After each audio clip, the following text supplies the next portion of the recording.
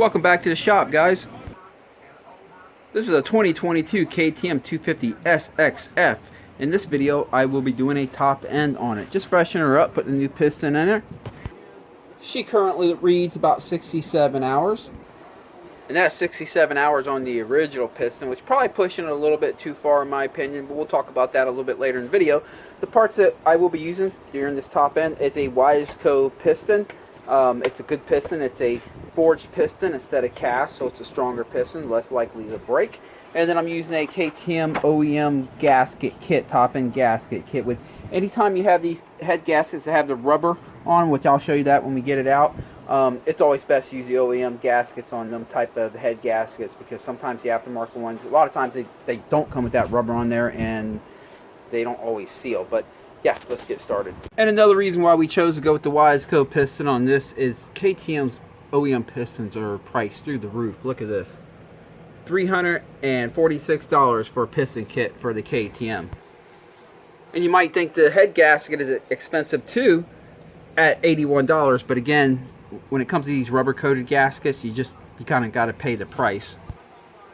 Because on these type of head gaskets I have tried, like your Cometic gaskets and stuff like that, or just your standard steel shim gaskets, and yeah, they're cheap and I've had to pull them off and go back to the OEM. But if you buy the piston or the gasket kit here that comes with the cylinder base gasket, the valve cover, and the head gasket, you get it for $115. So I know it's expensive, but if you're doing this job in these KTMs, at least get the OEM head gasket. You're going to need that.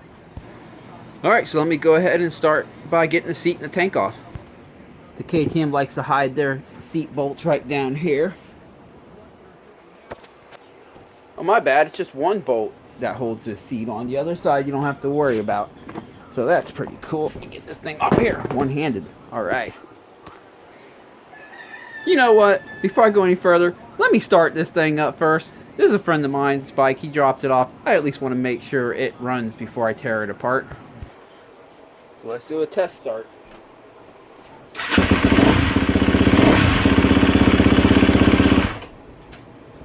Okay, she runs.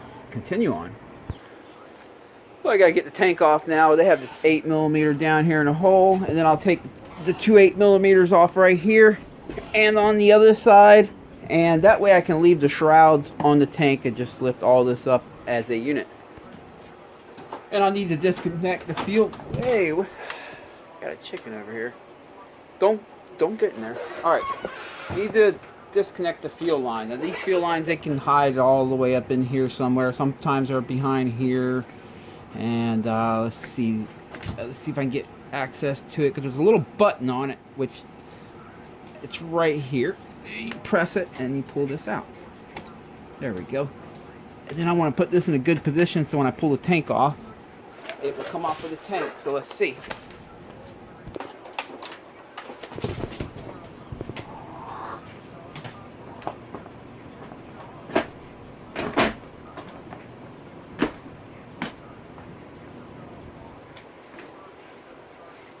Oh, don't forget you have a power connector.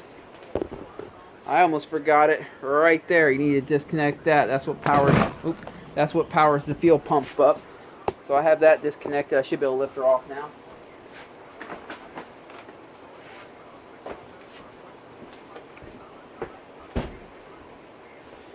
Okay, and next, which I should have did this first, honestly, but it's okay. Disconnect the negative on the battery, the ground, so that last thing you want is when you have this motor apart and the timing chain hanging loose and everything, is someone accidentally bumping that starter button and just, you don't want that. So just disconnect the ground on the battery, and that'll keep that from happening. Alright, if you've done a Japanese motocross 4-stroke race bike, they're all very similar. From Suzuki to Honda, Kawasaki, Yamaha. Yamaha has that reverse motor, backwards motor, but even then, it's very similar. The way the Japanese put their motors together, it's very modular, and they're all kind of the same. But the KTMs are totally different, and so if you've never done one before, this is where you're going to get some curveballs. Some of the major differences they have is, first off, they don't use cylinder bolts, they use studs. Studs means you will have to lift this cylinder head up off the motor to get it out. Sometimes these cylinder heads hit the frame and you can't get it out, and we're going to address that when we get there. Sometimes we can take the motor mount bolts out to drop the motor to get it out, but we'll address that when we get there. Let's see how tight this one is. And another area they're a little bit differently is they use a hydraulic cam chain tensioner instead of your mechanical one on your Japanese bikes. Also, the cam chain is typically on the right side of the motor instead of the left side of the motor. And there's some more differences that we'll discuss as we go through it, but I just wanted to show you real quick that if you've never done a KTM but you've done Japanese bikes, these are different. So, what's next? Guess now is a good time to drain the coolant, remove the radiator cap. That just keeps it from creating a vacuum and making it come out slow. And right down here, there's an 8mm. You'll know which one's the right one because right below the water pump, because it has a brass washer. Oh, making a mess here, making a mess. I don't know why, but it looks like they got water in this motor and not coolant. Let's see. It's got a little bit of color to it, but not much. Well, that's okay. We got some nice blue stuff to put back in it when we're all done. It looks like it's a kind of an orange color. Who knows? Anyway, let me go ahead and put the drain bolt back in and snug that down so I don't forget about that later on. Go to pour coolant in the bike and just start pouring on the floor. I've done that before. That sucks. Alright.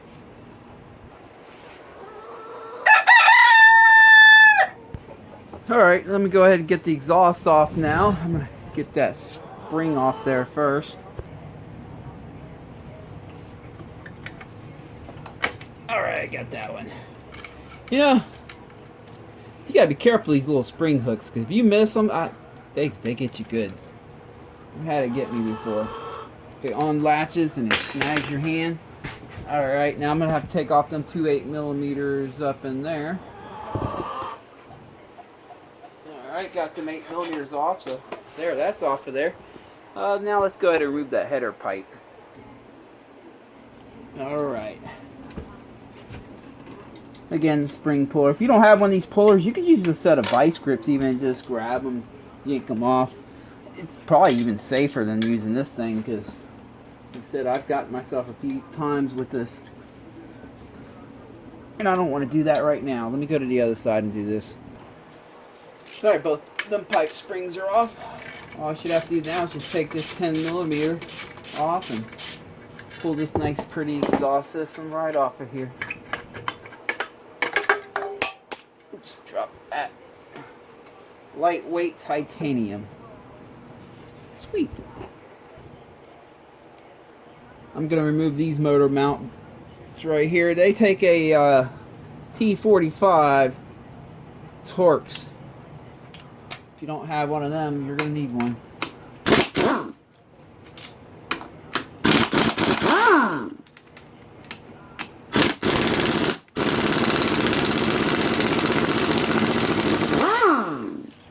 And let me do the other side.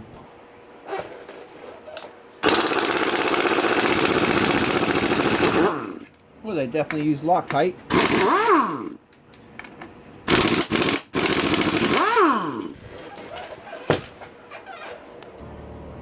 It appears we have two ways to do this area right here.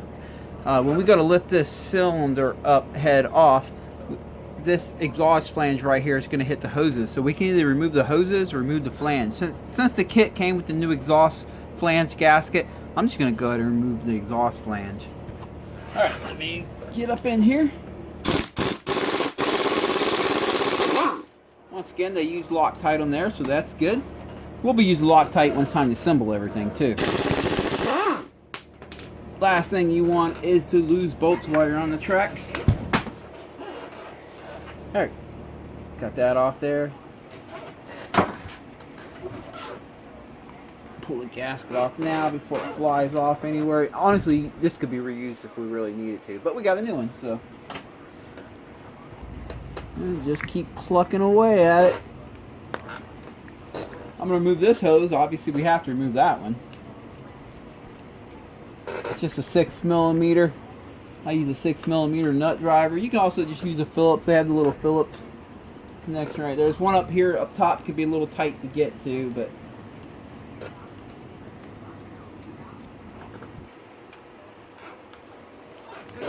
Give it a little twist, whatever it takes to break the seal first. And get it on out of there.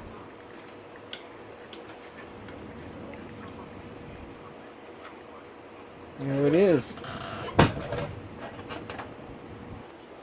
And I think for right now, I'm just going to take this harness and just put it right over there.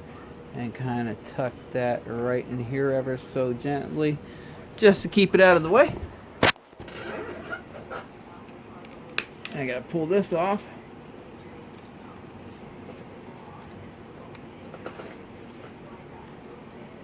She is on there. I'm going to use a little flathead, kind of break its seal, because they just get stuck on there for being, like I said, this bike's never been apart. This one's a virgin. There we go. Alright, actually, let me just pull this whole stinking hose out for now. That way I don't have to worry about it. I don't need that thing getting in the way during the job. Alright, these spark plug caps. These can be tough on these bikes because they hit the frame. No, this whole thing's a frame hitting experience, really. Let's see.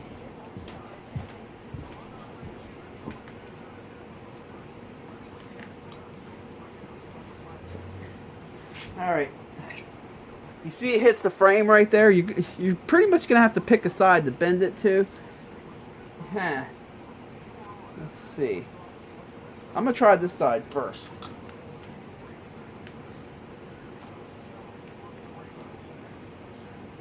Let me put some lube on it.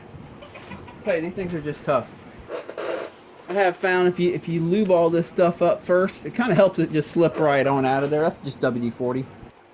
Alright, I'm going to try to pull it out of the right side again. If I can't get it to come out that side, then I'll try the left. Oh, look at that. Lube, it just slipped right out. Amazing. Alright, and go ahead and pull the valve cover off here. Got 3 10mm bolts here. It's 1, 2, and a third one right here. Just working these things out. Alright, got them off. Now let's go pop the valve cover off.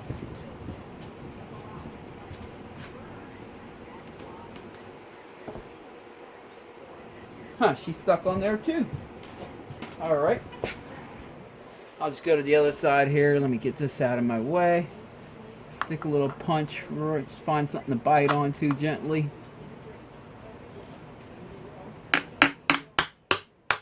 There it is. That's just, they use a little bit of gasket sealer right here in these corners. You see that right there? And that's right from the factory. And it just causes them to stick on there a little bit. No big deal. And the valve cover is off. Now when you pull this valve cover off, there's a little seal that goes around here. Sometimes it sticks there. Sometimes it sticks right there. You can see it's in the valve cover here right now. So make sure you collect that. Don't lose it. Here, I'll pull it out and show you. Because you're going to need that. Otherwise, you'll have an oil leak when you're done. But sometimes it stays there. Sometimes it stays there. But just make sure you find it.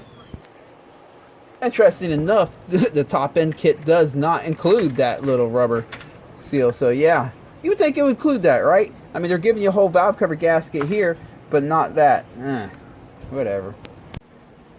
Alright, next thing I'm going to do is first verify the cam timing. I always like to do that before I pull the camshafts out.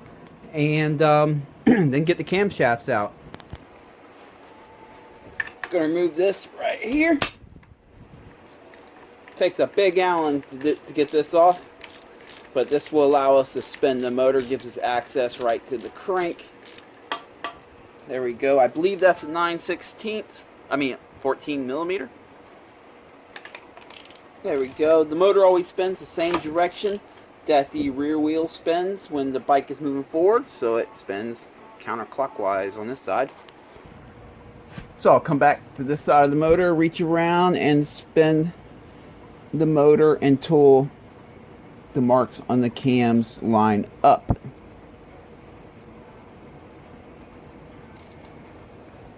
They usually paint them. Sometimes the paint comes off. There we go. You see the little marks right there? The painted marks on the camshaft. Sometimes they paint them. Sometimes the paint comes off and they'll just leave a tiny little dot behind or whatever. So you're just going to have to look for that. You can either line them up like this or with the 2 dots on this end. It really doesn't matter. But let's see. at this point, that should be top dead center. If you have a hard time finding top dead center, you can always pop the spark plug out, stick a long extension down there, and spin the motor and find the high spot on the piston. You know, when the piston is at its highest point, that would be top dead center. And then you can see where these dots are at if you're having a hard time finding them. But once you get it to top dead center, the next thing we're going to do, which is interesting on these KTMs, down here on the front bottom side of the motor, the right side, is a big Allen. Pop that off. Well, I say big, but it's a 6mm Allen to be exact. When you pop this off, this is where you're going to lock the crank in at top dead center. This is very unique to KTM. You don't see this in the Japanese bikes. And how you do that is you pull this off, and there's a fat washer on it. You take the washer off, and if you're at top dead center, which I can tell we are, because if you look up in here, you'll see, I don't know if you can see it, it might be hard with the, let's see if I can get my light in there. Let's see. Alright, you'll see it's kind of grooved out where the crank is at right there. And what they did is they cut a groove in the crank right at top dead center. When it's at top dead center, that if you remove that washer on here that I just removed, this washer right here, the sharp edge of that will lock into that groove on the crank, and it will hold it at top dead center for us while we do the job. So this will help us when we're, you know, putting the new piston on, and also help us when it's time to put the cams back in. They will be at top dead center. So you just take the washer off, find top dead center, put that back in. It locks it in top dead center for us. Don't lose this, because you will have to replace that when you're done. And also, don't forget to put this back in when you're done, or you will hit the starter button and your motor won't spin. I'll just leave that set right there so I don't forget it. Hopefully I don't lose it.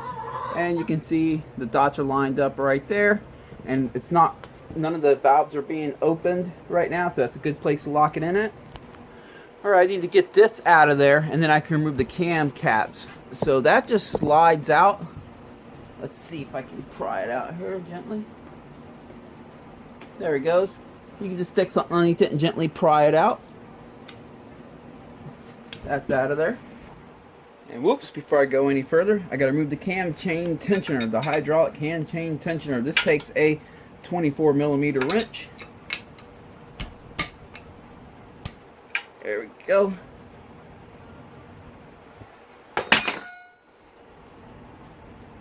Pop this on out of here.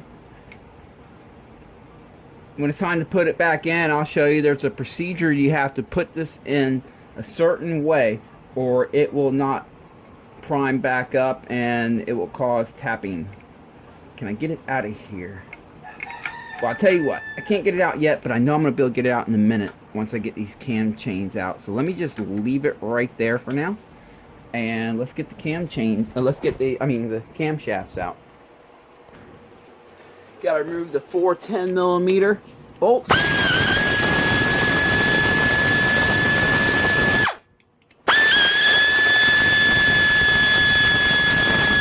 Alright, got all of them loose.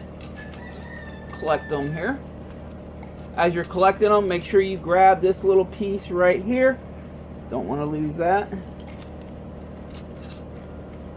That's all of them. And now we will pop these cam caps off. Or it is a one cam cap, sorry.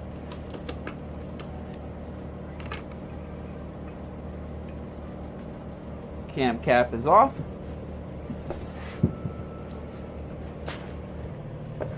And before I pull the camshafts out of here, I'm going to wipe the oil off right here, because I don't see anywhere where it tells me which one's the intake or exhaust. I'm sure there is a way to tell, and maybe you guys know. Maybe someone can comment and give me a heads up on that. But for now, I'll just put E for exhaust right here and I for intake right there. So when it's time to install them, I make sure I put the right one in the right place. Oh, and it has this piece on this camshaft too. Make sure you collect that. That goes all the way back here on this. But make sure you collect that. So when we go to put it back together, we make sure we put that back in there. Alright, I'm just going to gently... actually, I'll just hang the chain over here for now, because we still have to get that timing, the tensioner out of there. Alright, to get that cam chain tensioner out of there, I'm going to take the guide in here, just flop it forward. That's why I left the chain hanging off the end. Let me get you up there a little bit. Okay, and then I'll take this little magnetic thing here, grab that, drag it forward. I'm going to hold it forward and out of the way. Well, I said forward, I actually meant backwards. But yeah, I'm going to hold it that way towards the rear of the bike, and then I should be able to get this out. Let's see. Let me see if I got it right. Alright, you got to work at it a little bit. You got to take your time, have some patience. Some bikes, they come out really easy. There we go. Some bikes are difficult. Once you get this part out, don't lose anything. Grab this plunger, slide it out. Make sure you get that little rubber O-ring right there. If you didn't get that, stick your finger in here and find it. You're going to need that because it will not prime up if that is missing. So let me go ahead and put that together like this for now. Set it on the bench and we'll worry about that when it's time to put it back together. Okay, now I'm just going to take this cam chain and just lightly drop it in there. There we go. Obviously you're going to need magnets on this job to do stuff like pull that chain out when it's time to put it back together and stuff. But alright, now I have to get the throttle body off the head so we can unbolt the head and lift the head up off the motor. So there's many ways to do this. I've seen people strip bikes down to nothing and take the whole rear end off with all electrical wiring and everything, but there's more than one way to skin a cat, and I try to do it the easiest way I can.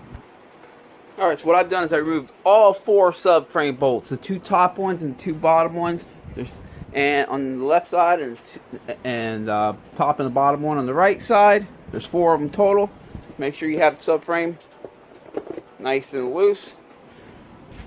I'm not going to remove all that electrical stuff. Then you come down here on the throttle body. I loosen the clamp up on the front, so I want the whole boot to stay on the throttle body, and that way we have a little more room when it's time to lift up the cylinder. So if you're careful, there's a hard part back here where your throttle cables go through. That's hard aluminum. You can pry on that gently using the head right here, and there it is. Pop that off, move it back just a hair, make sure it's good. That should give us just enough room to slide that head off. And look, we were able to keep all the wires and everything intact. Yeah, the subframe's loose. The wires are kind of just holding it from falling off the bike, but they're not under stress or anything, so we're all good. I went ahead and put that set of wires underneath here to give me the extra room. All right, time to unbolt the head, I believe. All right, I think it's time to remove the head, so let me go ahead and start with this little 8mm right here. Get that thing off of there. Then we got 4 head bolts, and these are 13mm.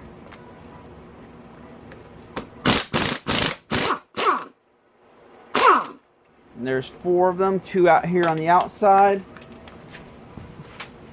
and 2 underneath the valve cover.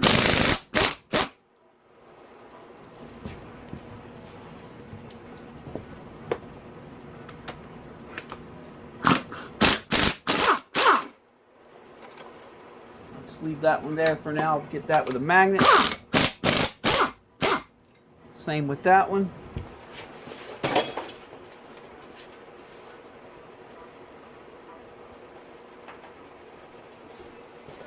Grab these washers.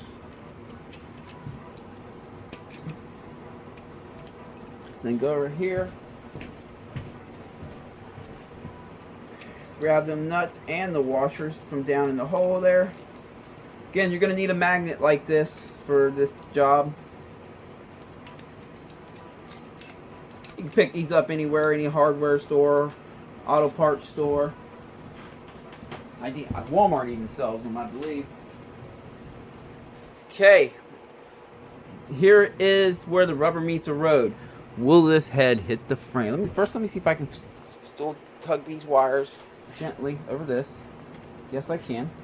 Get that out of my way. Okay. All right. Will this head hit the frame? Are we going to have to try lowering the motor to get the head out? Let's see.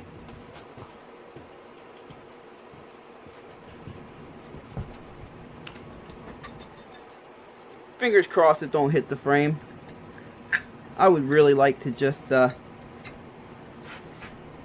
pull this thing out.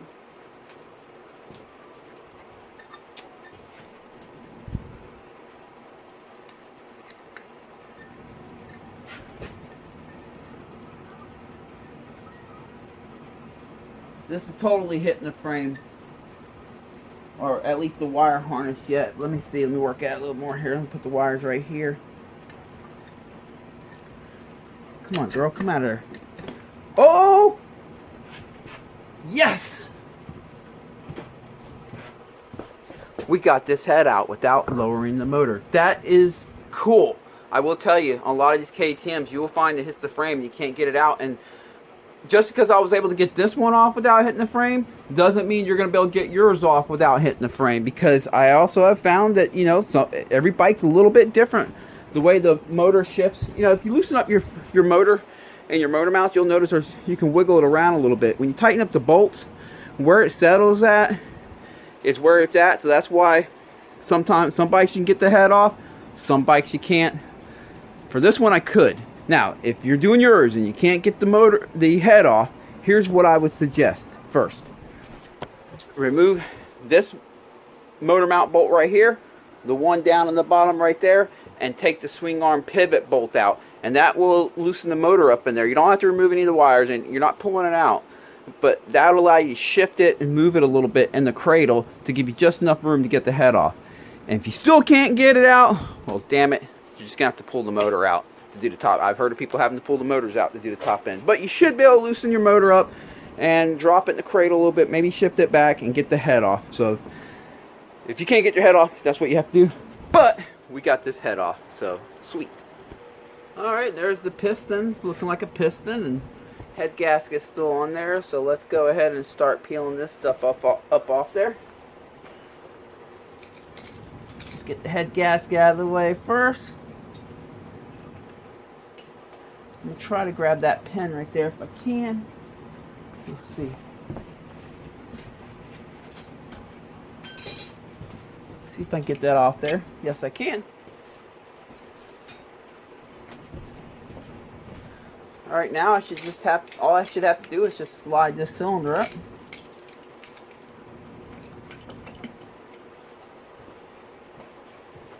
Ooh, this motor smells like race gas. They've been using some fancy fuel.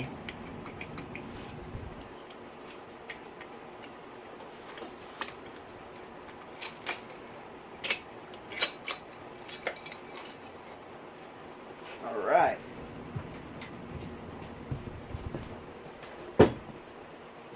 Remember I mentioned the motor's locked in, the crank, so that's pretty cool. It's locked in top dead center. All right, let's get this piston on out of there. Hey. This little guy right here, he is so freaking mean. He will sneak up behind you and attack you. Get out of my shop. He's still hiding back there. Go! Get out of here. Okay, got to get the circlip off the piston, but the last thing I want to do is drop that circlip down into that motor. So I'm going to take this rag and just shove it all down underneath the piston here, in case it goes flinging, dinging, or falling, or whatever. Sometimes they fling off, and you don't even know where they went. And then your question, did it go in the motor? And if you don't find it in your shop, it flung off, you don't find it in your shop, and you're going to sit there and wonder if it's in your motor. And that's not cool. So, stick a rag down there. Alright, use some needle nose here, see if I can grab that little thing.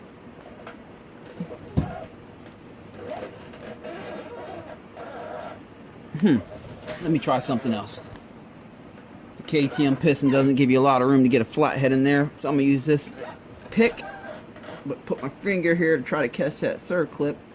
Again, I don't need it flinging off. You heard that pop? That's where it would have flung if I didn't have my finger there. Okay, I got it. Oh, look at that. It had a little, I could have just grabbed it there. Not bad. Well, I got it out anyway. Alright, time to knock the pin through. Move the timing chain out of the way so I can get to it. Just some love taps here. There it is. Oops. That's okay. We won't be reusing that anyway. Alright, we got the piston off. Let me go ahead and pull this rag back out of the hole. Let's just take a look at this crank, see how it's faring out. Left to right is minimum. You want to check for that because as the left and right increases, you won't get up and down play until you get a ton of left and right. Then I'm going to check the lower crank bearings by pushing left and right, but put my hand down here to see if the main crank bearings are holding up well, and they seem to be. So and it feels nice and smooth, so she is good for another run. I figured it would be. It is a low hour bike. Obviously there is no up and down play, just a little left and right, and yeah, it's feeling good. So let's go ahead and keep moving forward. Now this is the part of the job, if you were planning on doing the timing chain while you're doing the top end, now is when you would do the timing chain, or now's when I would do it at least. I'd pull the cover off and swap out the timing chain. But these KTMs come with pretty robust timing chains. You can see how thick it is. Unlike the modern day YZ 250F and 450. On the YZ 250F and 450, I suggest you do a timing chain every top end because it's a very undersized chain and it does have a tendency to stretch and even jump timing if it gets bad enough. But on these, they come with really good robust chains. You can run this chain. I run this chain twice. So I do one top end, reuse this chain. Next top end, this will get a new chain. So this chain will run 2 pistons basically. That's how I do these. And since this is just the first piston, we're changing this bike. It only has 67 hours. We're going to run that timing chain another round. Alright, let's take a look at the piston here. Let's see what we got. Let me wipe it up a little bit. Just inspect the parts that we pulled out. She looks like she's fared out pretty well on the skirt side. Some scratching, but not a whole lot of excessive wear. However, I noticed above the compression ring there is quite a few scratches going up and down on the piston. And what that indicates to me is that sand has been getting through here, which is interesting because if you go up to the bike right here, you can see he's got some sand. He's been using grease here too. I wonder if he's been getting a bad seal. I hate using grease in my air filters. I don't like, that's the old days. And if you got to use grease in your air filter, it means you have a gap you're trying to fill. I just oil the whole filter on these Japanese bikes. That does the trick as long as you put it right. But these KTMs, really gotta be cautious with these KTMs. It's hard to get a good filter seal on them, and I would not want to have to use grease, but if you got to use it, then do what you do. But you can see he's gotten some sand through here, so that's where we have these scratches right above the piston. Focus right above the piston ring here. So that's from sand getting in there, but otherwise she's fared out well. Very little wear and looks good. And the wrist pin's fared out well too, so that's good. Alright, let's check out the cylinder. Remove this gasket here. Wipe her up a little bit. And take a peek, see how this is. I expect it to be good because the piston was good. Let's see here. There's nothing to be felt. I can see where the rings have been turned around, but I can't feel anything. There's no ridge, there's no ripples or anything like that. There's no heavy scarring anywhere. So yeah, this cylinder is going to be good for another run. So sweet. This is just an OCD thing. This carbon that builds up above the rings here, you can just wipe that off with a Scotch-Brite or a Brillo pad like this, just a very fine grit Brillo pad, and check it out. Clean that junk right off of there. You don't have to, but it doesn't hurt. Well, let me go ahead and get this thing off now. On these pistons, let's see if I can get this off. It'll be easier. There you go. Be easier to get the cylinder head back in there if that's not on there. Alright, looks like the combustion chamber's fared out well too. We're going to check the valve clearance here shortly. That's my favorite time to check it, is when it is off the bike. The cylinder head. Alright, check the valve clearance. Let me go ahead and wipe these cams nice and clean. And I already wiped the journals here, make sure they're clean. I just don't want any grit or anything in there. That's the intake cam. I even went ahead and scribed the eye on it right here. Again, there are ways to tell. If you know these bikes real well, you'll know. I mean, you can tell it has these little ridges right here. This one don't. But as far as I know, this is, I scribed this one too with the E right there. As far as I know, let's try putting this on the intake side, see if it'll go down. Yes, it will. It'll go down. And this is the intake. Let's put it on the exhaust side. See? So you can get these mixed up. So just be cautious of that. Alright, I got the exhaust on the exhaust side, intake on the intake side. Let me go ahead and put the cam cap back on.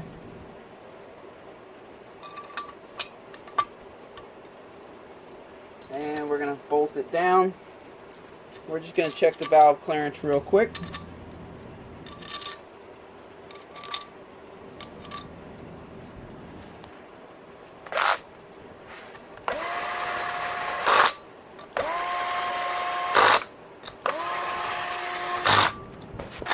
You don't have to have these real tight to check the valve clearance. You just snug them down. Like I'm using this cordless drill, this Black & Decker here. And just make sure they spin freely. If they do, you're good to go. You just need to snug them down pretty good. Make sure it's, you know, snug down flush. Go ahead and check the valve clearance here. We're going to use the manual for the 2022 KTM. Valve clearance right here, and then takes one on the top. So let's see. 0.08 to 0.15 of a millimeter for the intake side. So let's go ahead and check that. Alright, the 0.03 goes in just fine. So let's try the 0.15. That one don't go in, that one don't go in. So it's in range somewhere between the 0.03 to 0.15. Let's see exactly where it's at. Can't get the 13 in there. Let's see if we can get the 10 in.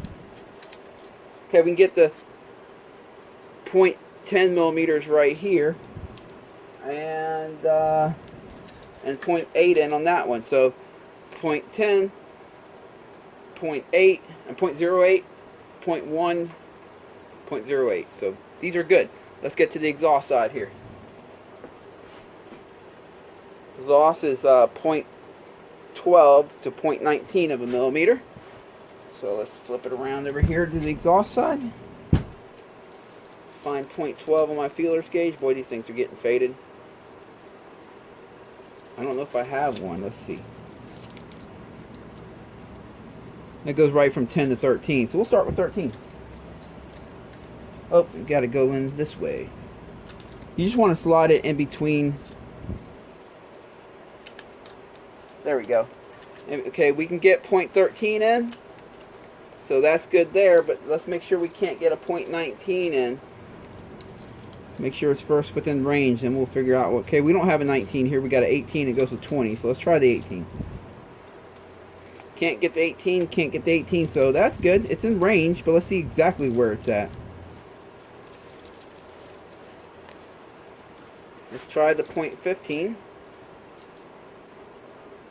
Which there it was. Okay, I can get the 15 in, and yeah.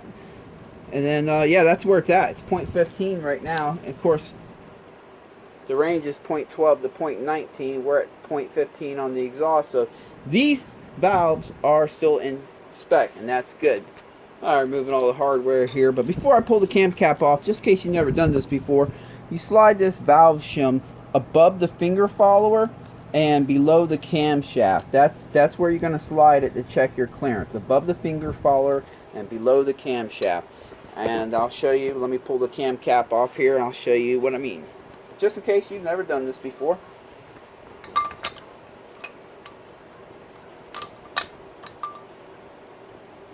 These are the finger followers. So you want to put it between that and the camshaft. Now, if you did have to make a valve adjustment, all you do is pull this back out like I just did, flip a finger follower up, and you have a shim right here. Let me get a magnet, I'll show you.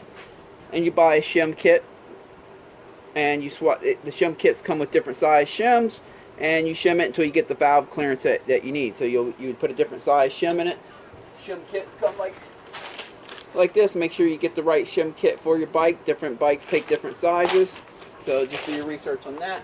But the shim kit will come with different thicknesses of shims, and you just sit there and you find the right thickness till you get the right valve clearance, and then you're good. And of course, one more thing is the best way to check after they've been used, you can't really read what thickness it is anymore. So it's nice to have a micrometer so you can check the thickness. So then when you have your shim kit, like that's a 212. So if I needed more valve clearance, I would try a 205 and give that a shot. If I needed more valve clearance, or if I needed less, I might try a 220. But that's how you do that. Let me make sure I put this back in the right way that it was, just because they do get worn into the position they were in. All right, we're good here. Valves are in check. Now, what typically makes valves go off check, out of spec, is most commonly dirt. Sand and dirt. When it gets your intake, like this one has had a little bit, but it fared out well, it handled it well. But when it gets in the intake, it starts eroding the valve seats. When these valves close, it starts eroding that area of the valve seat, and it just starts, the valve starts sinking into the head, which tightens up the valve clearance up here. So that's typically what happens. The exhaust usually stays in spec for the most part. It's usually the intake you're going to find. It's usually on the tight side you're going to find them. If you start finding them loose, you definitely want to check if you find a loose one, because sometimes what happens is it starts smashing in the top of the valve, and that will increase your valve clearance. So if you find them looser than stock, you definitely are going to want to look things over pretty good, the top of the valve, make sure it's not starting to smash it down or something. That does happen sometimes. But this one's good, so we don't have to make any changes here, which is nice. Hey, we're doing good on this one, because I got the motor out. I got the head off without having to take the motor mounts off, and valves are in spec still. So this is going good so far. The reason I put these in like this is so these valve shims do not fall out when I flip this head upside down.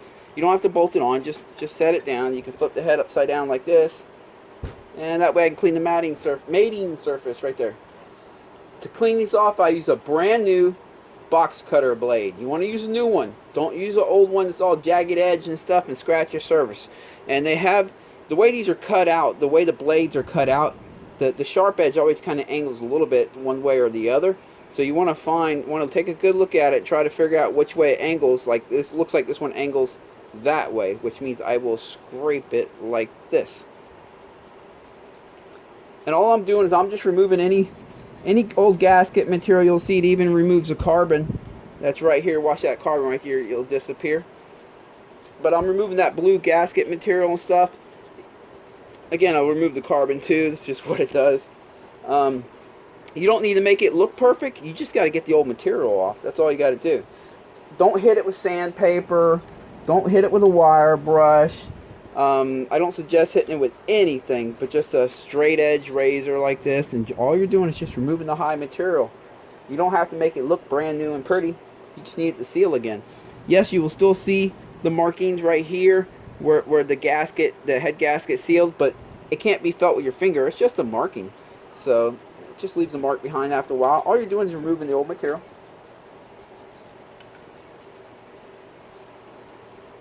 That's looking good. I will go ahead and flip her around now. Oh, by the way, if you ever have to change your spark plug on these KTMs,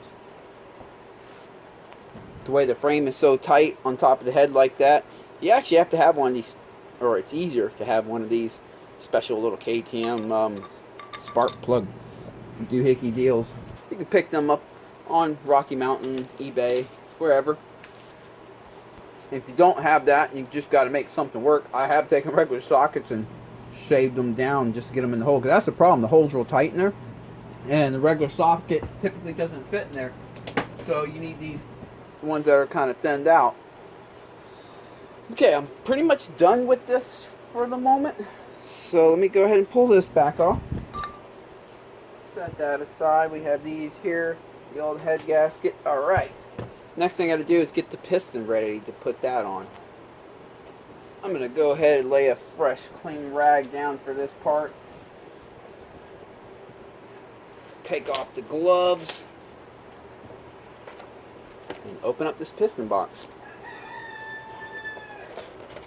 See what we got.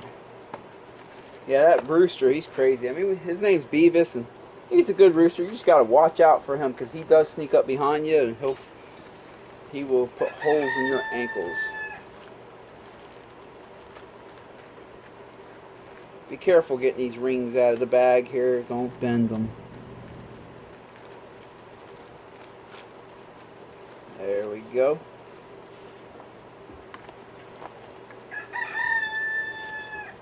You have the Circlips in there. Here's the piston right here. And the wrist pins. One thing I like to do when I'm putting in an aftermarket piston like this is I do like to generally compare it to the OEM one and see how they're different. And make sure they're similar though. These look pretty similar, like it's going to be the same compression ratio and everything. Yeah. Tell you what, it almost looks like they're the same, but they're not. All right, piston rings. Here we go. I'm going to start with the oil ring expander right here. Put it in the bottom groove. Now I'm going to take the open end of it and put it on the side of the piston. Take the first oil ring right here. I'll put it in the bottom groove. The bottom of the oil expander. You just slide it around and just slide it in there. There we go. And I'll take the second oil ring. You can tell the oil rings they're really thin. Okay, that one was on this side. The gap for this oil expander is on this side of the skirt. So I'm going to put the other gap on the other side. You want to stagger them like that. That's going to help improve their sealing. So hopefully she won't be smoking. And then you make sure that you can push it in. You can push it all the way in the groove, all the way around. There's no spot that it's just sticking out. As long as you got that like that, you're good. Now the piston ring itself, the compression ring, it will have a marking on it. See that R? Yeah. Well, if I can get it to focus, there's a little R right there. There it is. That R, ignore my dirty fingernail there, needs to be faced up. It could be any marking. It could be an R, it could be an N, doesn't matter. Look on both sides, look for the marking, and that is to face upward. So keep that in mind. Pop that in the top groove. Then what I'm going to do is the gap for the oil ring. Okay, we have the top gap, the top oil ring gap is right here on this side. So I'm going to put the compression ring gap. Actually, I'm going to flip it around. I like to have the gap on the intake side. That's just a preference of mine. But honestly, it really doesn't matter where you put them as long as they're staggered. So I'm at the gap. So I have this gap right here. And I'm going to put this oil ring gap, the second one, the second ring, the oil ring, or is the top oil ring I should say, on that side. So we got a gap on this side, the compression ring. The oil ring gap's right there, the top oil ring, and then the bottom oil ring gap is back over here on this side. So they are staggered. Alright, let's get one of the wrist pins in. Now I personally like to do a piston on my 4-strokes. If it's a 450, I like to do it every 60 hours. I don't suggest taking them over 100, no matter how slow a rider you are. Do them about at least every 100 hours if you're a really slow rider, but I do them every 60. Okay, what I'm going to do is I'm going to slide this pin in here. That's going to help me get this Circlip in. See, the intake's on this side. Okay, I'm going to put this side in, the right side Circlip in first. But yeah, now on the 250F, you want to do them a little bit sooner because they are smaller motors. I would suggest at least every 50 hours on a 250F, and definitely no more than 75. Okay, trying to get this clip in here. Let me do it like this. What I'm doing is I'm taking, you see that gap right there? I'm setting it, that end of it, right there where that little groove is at. Get it right up in there, and then I'm going to use my thumb over here and press this in so it stays put. Then I'll get the flathead and I'll just slide it in the groove all the way around. Put my finger on the back side of the wrist pin there. Oop, she's being stubborn.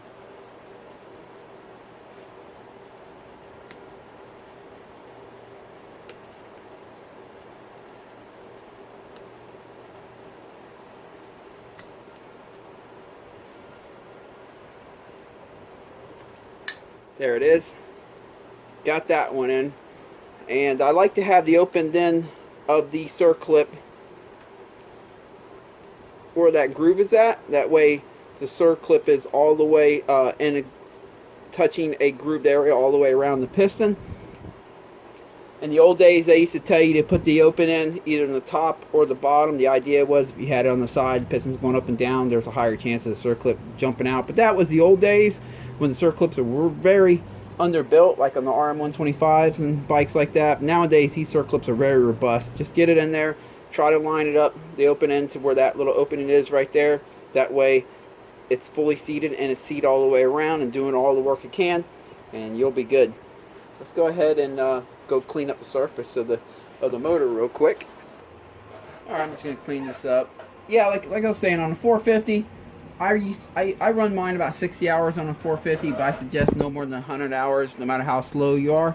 And on a 250F, every 50 hours, no more than 75 hours, no matter how slow you are. If you're a really fast guy, honestly, you might want to do them sooner. And here's the reason why. Your pistons might come out looking brand new. You might change it at 60 hours and your piston looks brand new. And you're like, well, I should have ran it longer. But, you know, it's good to get it out because it gives you opportunity to check the crank. I consider it a general inspection. And especially if you're running these bikes hard on the track and doing a lot of big jumps, it's good to get in there every so often. Just make sure everything is good. I'm going to put a dab of assembly lube right in here on the wrist pin area. Work that in. And time to put the piston on. Now, which way do you put it on? Well, they put an arrow. Typically, the arrow is pointing towards the exhaust, or if they put a dot, it's typically towards the exhaust. Another way to tell is the intake valves are bigger. So you can see the reliefs right here are bigger. The exhaust valves are smaller. You can see they're smaller. So this piston needs to go in this way. Let me slide the wrist pin. Come on. There we go. Actually, before I get started, let me get my rag back out. Put a rag back in here so we don't have anything flying there. Again, I don't need the Circlip dropping in there. They can be tough to fish out. There we go. And back to where I was. Alright.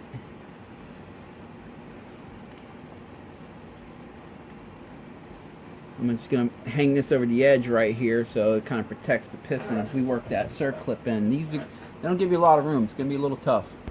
And you're probably not going to be able to see what I'm doing here. My hands are probably going to block the view. But I'm putting this in the same way I put in the other one on the bench. I'm starting with the open end. Let me move my hands. I'll try to show you. I'm starting with the open end right here. This part right here. I'm starting with it in the cutout part of the piston right here. Just setting it right up in there. Then I'm taking my thumb over here and pushing this side of the Circlip up in there. And take the flathead and just push it in the groove all the way around. Almost there. There it is. And then I'm going to try to slide the gap right here all the way. There it is. Now, what I like to do is I like to make a visual inspection with my eyes that the Circlip is all the way in the groove all the way around. And then I go to the other side and do it too. Even though I did the other side of the bench, once it's on the bike, I just like to give a good visual inspection.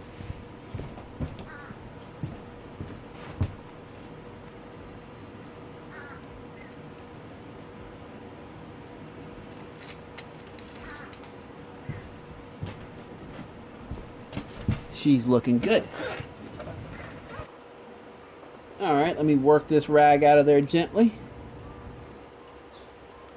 Again, you want to be careful not to let the piston slap around in here and get damaged by the cases. Let me set it over here real gently. Okay, even though I cleaned the surface, I'm gonna check one more time the water passage right here. If you get any kind of grime or anything on there, it might not seal, and you want that to seal for sure. And definitely on the gasket, check both sides of that, make sure that's clean, because if they're going to leak, these cylinder base gaskets, that's where they're going to leak at. So let's slide this on down on top of her.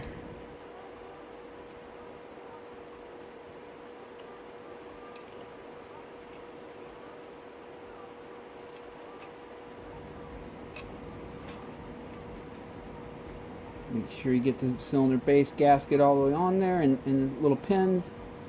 There we go. Let me set that back there. Okay, it looks like we're ready to slide the cylinder on top of her. Oh, before I slide the cylinder on top of her, let me go ahead and do the same thing I did with the cylinder head and just slide the a brand new box cutter around it and clean off any of the gasket material. Check the bottom side too, especially around that water port. Make sure it's clean and ready to go. Alright, now the fun of sliding the cylinder on. Let me start by going to the other side here.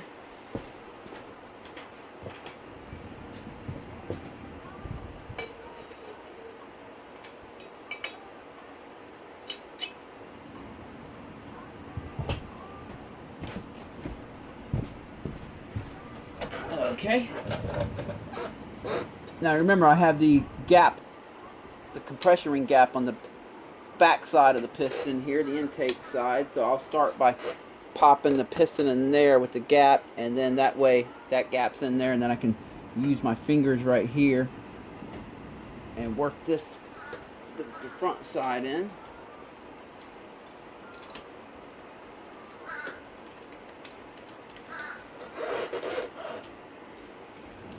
Go slow with this. Make sure none of the rings snag. You don't want to bend the ring. I think this side, let me go check the other side. I think this side's good.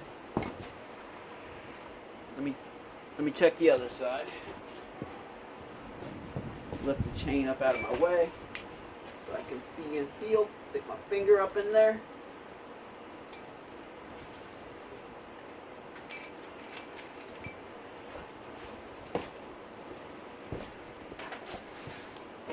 I think it's good. Let's see. They can be a little stiff at first until they kind of fall in. Oop, I just lifted it back out. You can also use a mirror, just make sure none of the rings are snagging. If it's not just falling into place, you're going to want to check and make sure a ring is not snagging somewhere. It appears like this bottom ring right here is where it's having a hard time going in. I think that's it. Let's see. That's it. You got to kind of like wiggle the cylinder around to get it to slide on. And if it's really hard, pull it back off. Make sure you're not snagging a ring.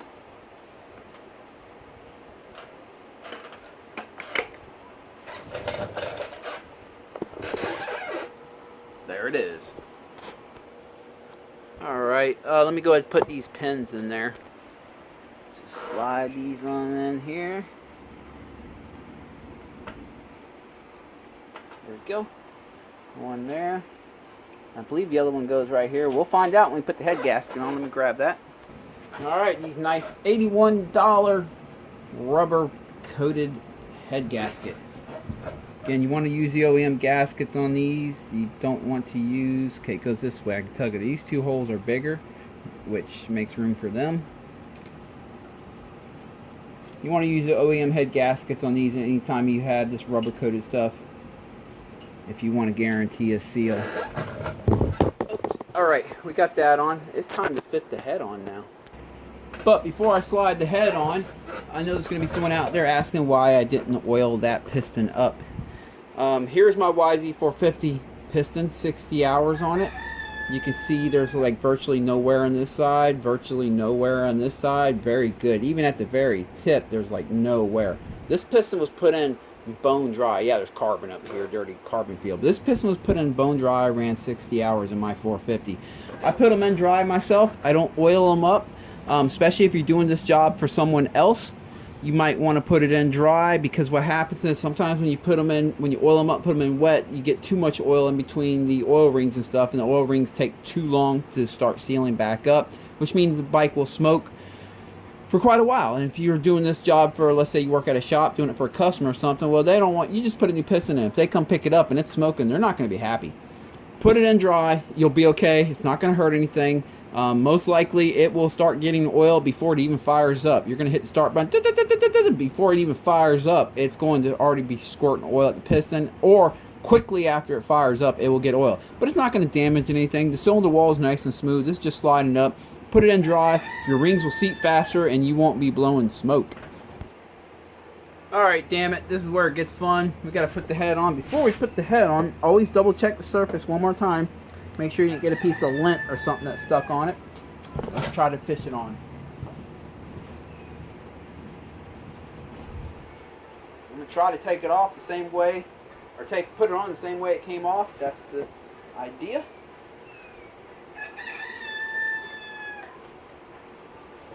Yeah.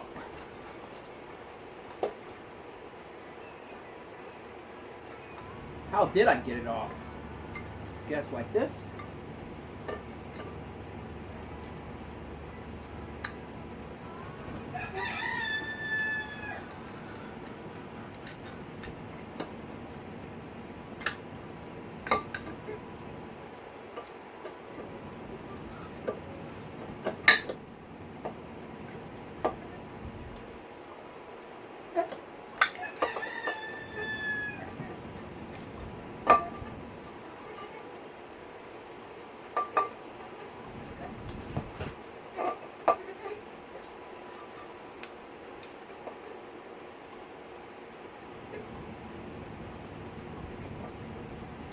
What's snagging it up? Something's snagging it up here. We got, let's see.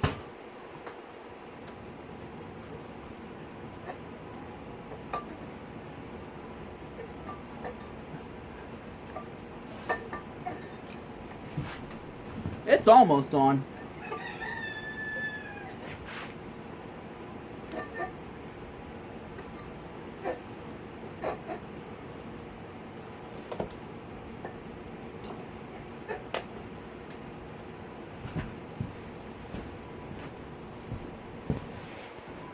Alright, change my forehead light, because what happens is every time I get in a tight spot like this, my battery dies in the forehead. It seems like, but I got it on. Alright.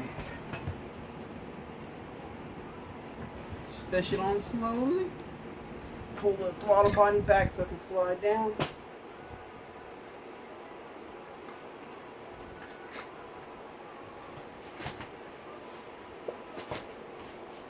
There it is.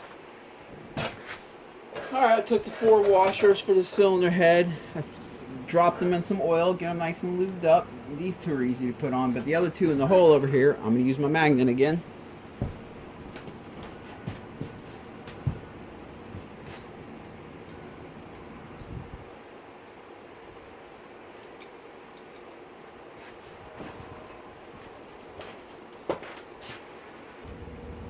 Still working on the other one on the other side. It's stuck on the magnet.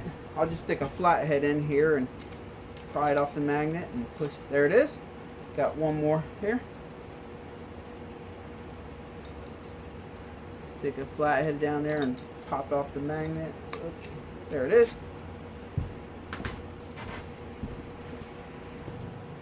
Same thing with the 4 nuts. I dipped them in oil. Get them nice and lubed up. That way there is very little friction when it is time to set the torque specs on this head. Right, let me go do the other side. The 2 that are in the hole down in here, one right there, one right there, a little bit harder to get them in and thread it in, but what I do is first I check and see it's oiled up, see if it hangs on the socket. If it does, you can just use the socket. If you got to put a dab of grease on it, that'll hold it on for you. That one is in.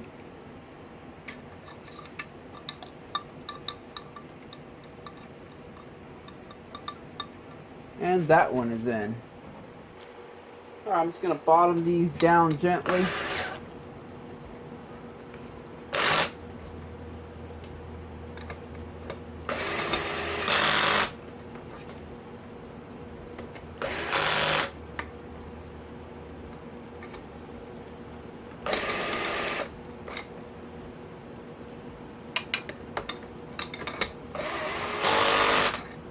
Okay, now let's look up the torque specs on it.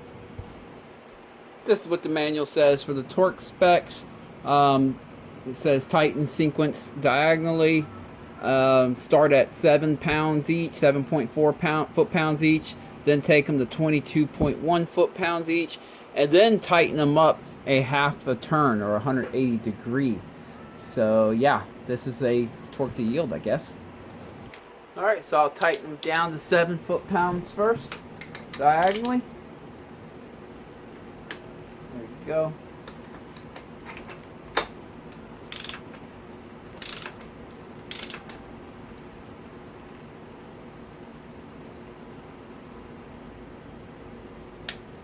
go.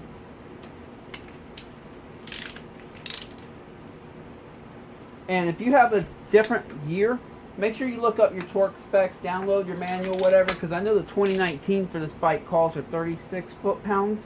It's not like this one where you tighten it to 22 and then you do a half a turn more. That one's at 36, I believe. So make sure you look in your manual. Okay, now I'm going to do 22, the next step. So let me set my torque wrench here at 22. There we go.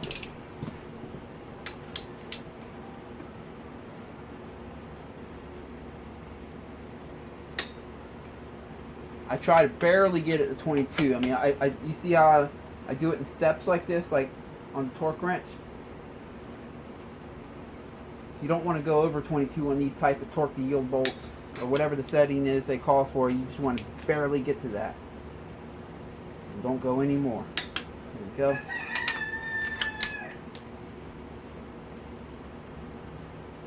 There we go. Alright, now we have to do the whole 180 degree or half a turn. So let me wipe these clean so I can put a mark on them with a Sharpie. It's going to be tough to get the one in the hole there, but I'll get them. I'll just use a flat head with this rag and get in there and wipe it clean.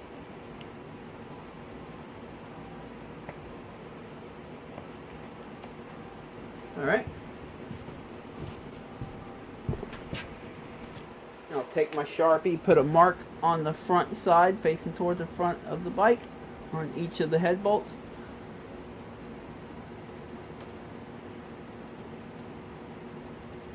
There we go. Let me go do the other.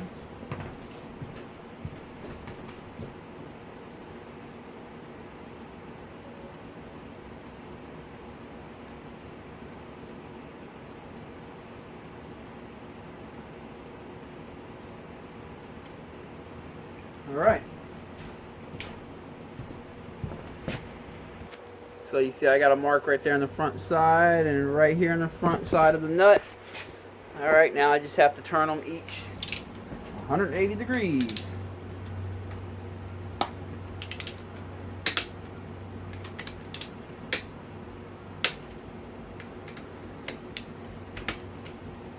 Dang it, got stuck on there.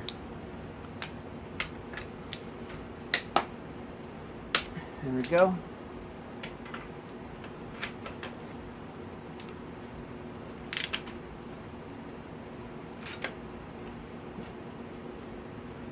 A little more on that one.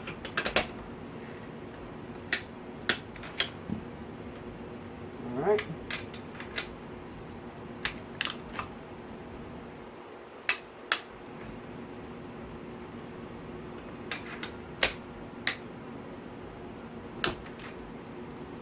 Go. And lastly, this one right here.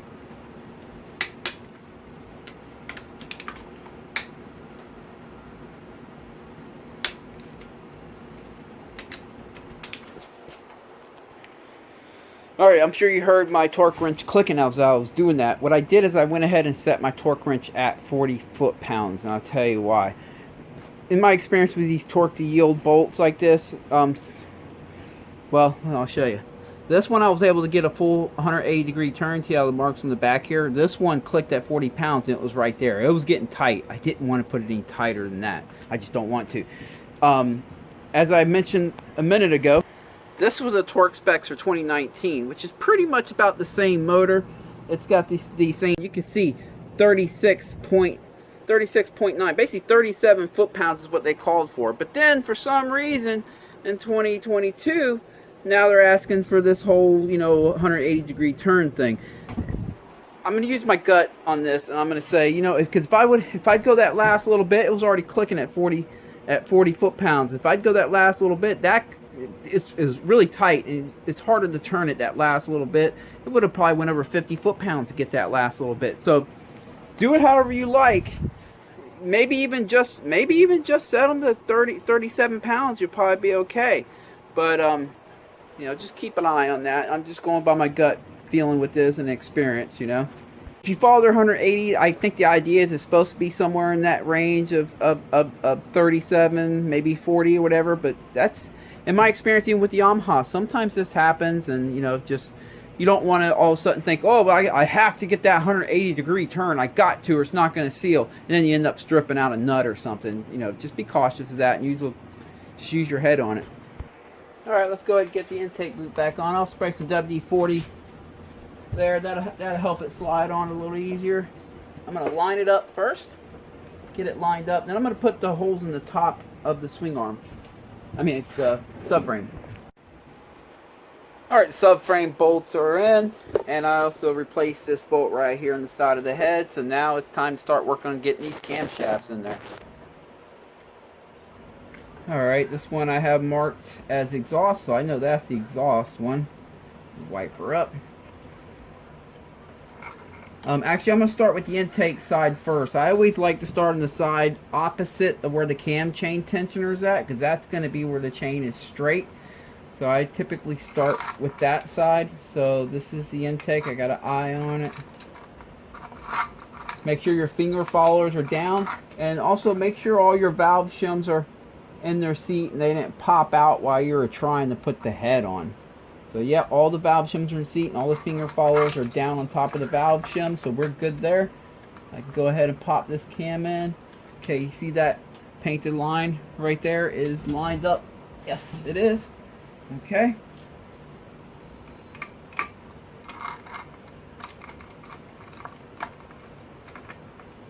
Oh, got to move that one a little bit. Try this.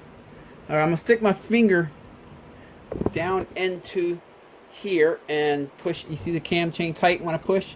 I'm gonna tighten it up with my finger and just verify that the marks are lined flush with the mating surface. Yes, they are. Let me peel this off. All right, so now let me go ahead and put the cam cap back on, and then we'll put the timing chain tensioner in there. So have the cam cap right here. Make sure everything's nice and clean.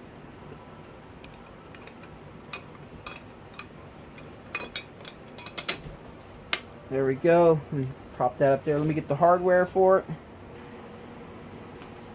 Can't forget that little plastic piece that goes on the intake cam here. Here, I'll just pop this up a little bit. I should be able to slide it in. Well, nope. Pull the cam cap back off. Alright. Almost forgot it. There we go. Slide it back in there. There we go. Alright, put the cam cap on.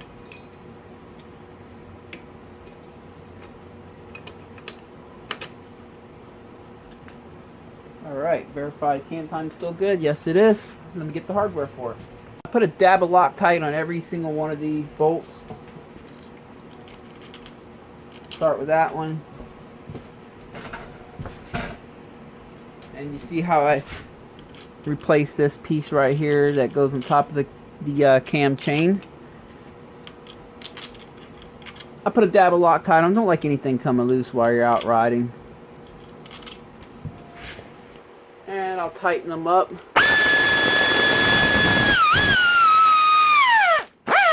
I'm going easy with this. I'm not letting this do the torque for me. I'm just letting it spin it down, bottom them out gently, then I'll torque them by hand. Alright, I have all of them bottomed out. Now I'm just going to torque them by hand. You don't want to go crazy tight with them. There are torque specs to them if you like to follow them. I've been doing this for a lot of years, so my hands are pretty calibrated. But if you don't know, don't strip them out. Break out.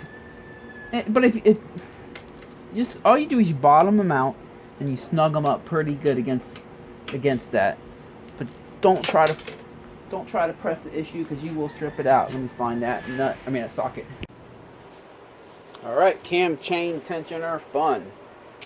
Okay, first thing we have to do, let's pull this out. Let's retain this O-ring. You don't want to lose that. Pop this off for now. I need to pull that Allen out of the end. Okay, let me grab my ratchet here. Just gonna pop that Allen right out of the end there, because we're gonna need that when it's time to unload. There it is. Woo! Just take that out, set that aside. There's a little rubber O-ring there. Don't lose that. Okay, let me go ahead and slide this back on here. This part right here, this side always goes towards the rubber cam chain tensioner, and this side right here with the hole always goes towards the hole on the cap right there, as you can see. We're going to need that open. We're going to need to leave that open for now to unload it. Now there's a couple ways to do this. There's some videos that show the people getting a nickel. Here I don't have a nickel, but I have a quarter on a flat table, putting it on the side and pushing it down until it gets to the nickel. But I just use a pair of pliers. I'll show you what happens here. I just use a pair of channel locks. Let me first squeeze all the oil out of there and wipe it up. Okay, now you can see it's fully extended right now. And if we compress it a little bit, you see how it stays in. Next notch, it has little notches to it. The next notch right there. And then let's see if there's one more notch. Yep, last notch is right there. That would be the nickel notch, I believe. And the next notch, when you let go, it's going to unload. Watch this. No, okay, there's the nickel notch. That's the nickel notch. The next notch, it will unload. There it is. So what you want to do is you want to set it to what I call the nickel notch, which is the last notch that it stays right there, and install it there like that. And once we get it in there with the hole this way, get it in there, then we're going to stick a number, where is it? Number 6 Allen. You can fit any tool in here as long as it doesn't go in that hole and damage that. See, what I like about the number 6 millimeter Allen wrench is it doesn't go in that hole. It just sits on top, so it can't go in there and damage that. That's the whole idea. Because once we get it in there, we're gonna have to put this in the hole right here and press the plunger in there. Because what we're gonna be doing is we're gonna be pressing it to do this, to unload it. So let me put it back to the nickel mark. There's the nickel mark. Okay, and let me set it. Remember, this side goes towards the hole on that side. Set it in there. Now you cannot forget this O-ring. If you forget this O-ring, your bike will clatter and chatter because it will never prime the tensioner, and the chain will have a lot of slack. So if it makes that noise when you start it up, it's going to make it for a couple seconds till it primes up. But if it doesn't go away, pull this back off. Make sure you didn't forget that. And if anything, do this process all over again if you have to until you get it right. But let's go ahead and go put it on the bike. Okay, you remember how hard this was to get out because it was hitting the frame? It goes in a lot easier now that this is compressed. The plunger's compressed. Again, verify that the hole is on the same side as this hole right here.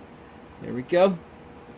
See, it goes in a lot easier. Now, if you make a mistake here and you got to take this back out, you might have to take the cam chains back out. I mean, the cams back out and stuff to be able to get it out if it's hitting the frame like this one was.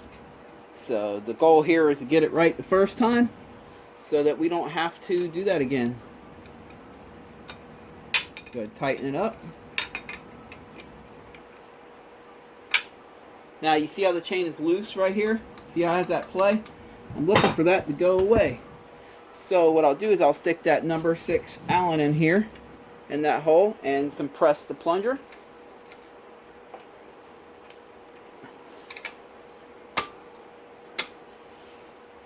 That went away and stayed away, so we got it correctly.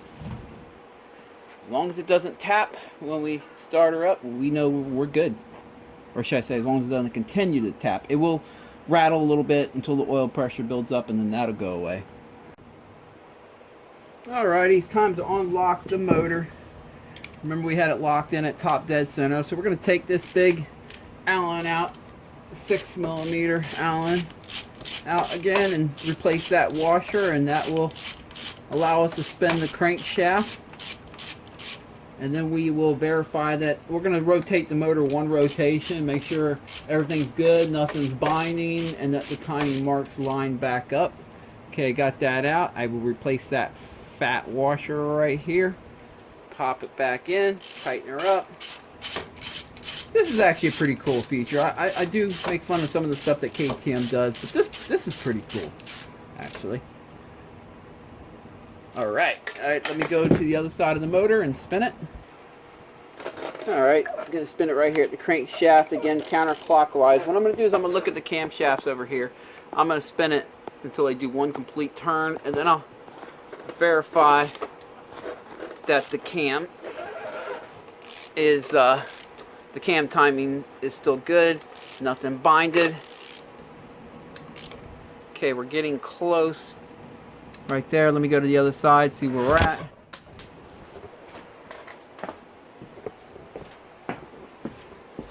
Alright. As long as these still line up in the same place, we know we're good. There it is. And nothing binded, and one complete rotation, so she should be good. I can go ahead and put this back in the cam chain changer and make sure that rubber seal is there so it doesn't spit oil everywhere. Oh, I might need a swivel to get this back on. Let me finger tight it first. I think the frame is in the way. Yes, it is. Let me get a swivel Allen. Here we go. I got an Allen that has a little swivel head on it. That'll allow me to tighten her up. If you don't have one of these, you can just take a normal Allen key and maybe shave it short if you need to get it up in there. Alright. And I'll go ahead and put this back on. We won't need to spin the motor anymore.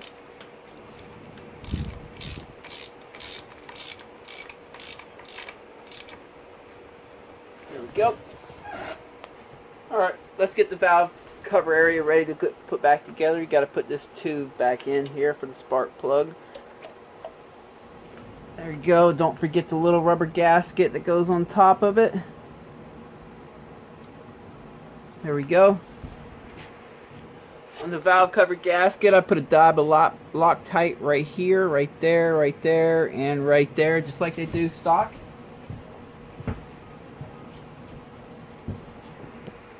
Pop that in place.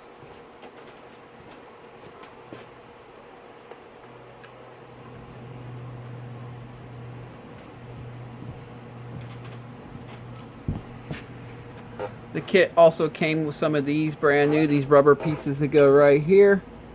So we'll go ahead and put them in place.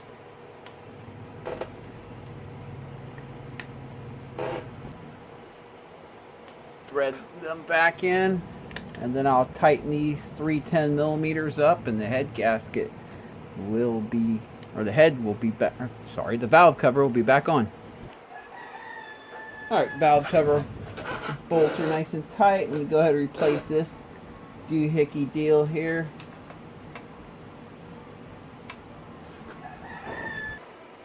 Alright, that hose is back on. While I'm here, let me pop this back down.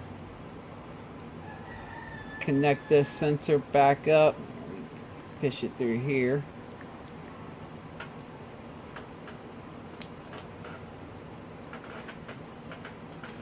Alright, and let me go ahead and put the spark plug boot back in. Let me spray it with lube again first, because they just go in easier when they're nice and wet. Yeah, at least that's what she said.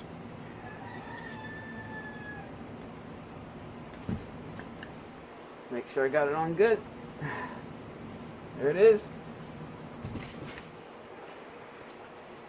And get that coolant hose back on. Let's see, that's the top. The fatter side goes up.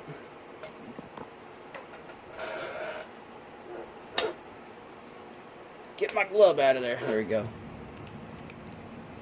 I'm going to tighten these up. Exhaust flange time. Put a dab of Loctite in each one of these bolts. And I'll go ahead and put the motor mount on now, because once I get the header on, it does kind of block access. So I'm going to put this side on. I'll worry about the other side a little later after I get the gas tank on and stuff, because that one's right out front and center. But this one's behind the header pipe, so I'm going to get this one on now. Of course, I use Loctite, as you saw on the bolts. You don't want stuff coming loose while you're out riding. Alright, got the whole exhaust system on, so what's next? Alright, got a clean air filter for her, and again, we're going to worry about that later, because it gives us a little more room to get the fuel line connected and stuff like that. So we'll put that engine mount on in a few. Of course, now is a good time to go ahead and add some coolant in her. I think it's safe to connect the battery back up. We're about to start her up, guys. For the first time with the new piston. And put the tank back on. Find the power connector there. There it is.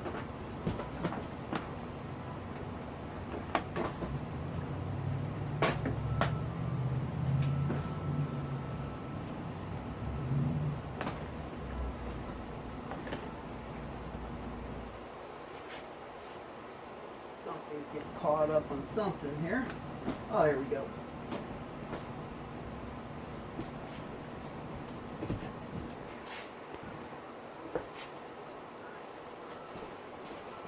Push that power line back up over here.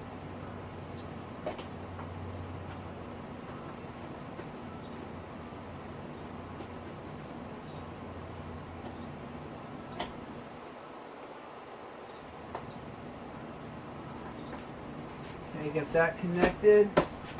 Let me try to fish these plastic panels back in the grooves.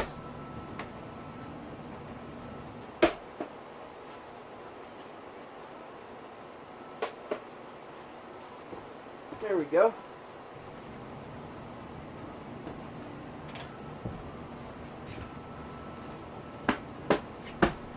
Alright, let me bolt the tank back down. I connect the fuel line back up. So we got the other end way over here. Let me pull it back down again.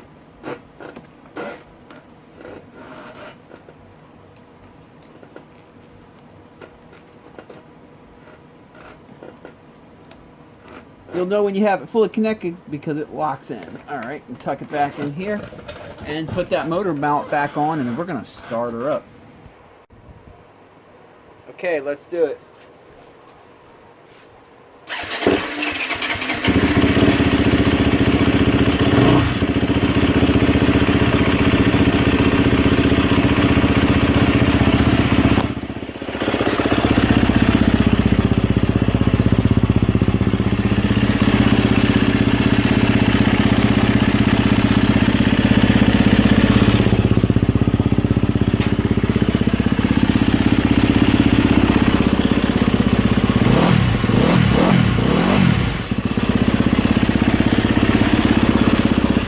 So far so good. Let me go ahead and start her back up again. I'm going to run it through one heat cycle and just start peeking around for water leaks around the head gasket and cylinder gasket area. Just make sure everything's sealed up good. So let me go ahead and fire her up and let her get nice and warm.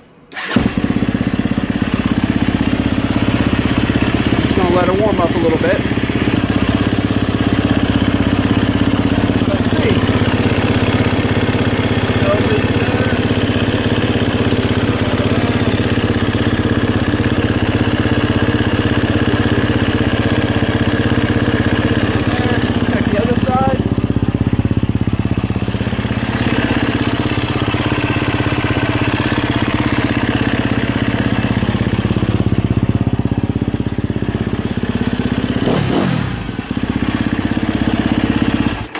It's looking good, no water leaks or anything like that. A little bit of clutch chatter over on the right side, but these KTMs do that. I verified, I pulled in the clutch and it kind of gets quieter, but that's, you know, even the Yamahas do that. But yeah, it's all good. So what I'm going to do is just a good 3 heat cycles. I guess you could say I already put 1 heat cycle on her. I'll do 2 more heat cycles where I let it get fully warm. You know, keeping track of the top of the radiator. You don't want them overheating. You don't want them spitting water. Like right now, I can only hold it that long. And it's so yeah, that's fully warm, so that's a good time to shut it off. Don't overheat it. Do that 3 times, letting it cool down at least 15 minutes in between each heat cycle. And then on your first ride on the track, what I do is I take it out and I make it a shorter ride, about 8 to 10 minutes, keeping track of all your fluids in the process, your motor oil, your coolant, make sure no leaks pop up or anything like that. You know, and do about 8 to 10 minutes on the first ride. Make it an easy ride. Try not to stay full throttle too long. Maybe a little short burst here and there. But try not to just hold it pinned all the way from 1st to 5th down a long straight or something on the first ride. Just kind of be a little easy on her. Let everything break in. Come back in. Check your fluids again. If everything's good, well, you can give her all the beans then. Well, that's it for this one. 2022 KTM 250 SXF top end, fresh top end. If you like this kind of stuff, please click subscribe, and I appreciate all my subscribers. I'm going to end this video here. I'm going to go ahead and yank them forks off and change the seals and bushings on the forks and basically do a full servicing or rebuild, whatever you want to call it. And I'll do a video on that too, so if you're interested in that, stay tuned. Catch you guys next time.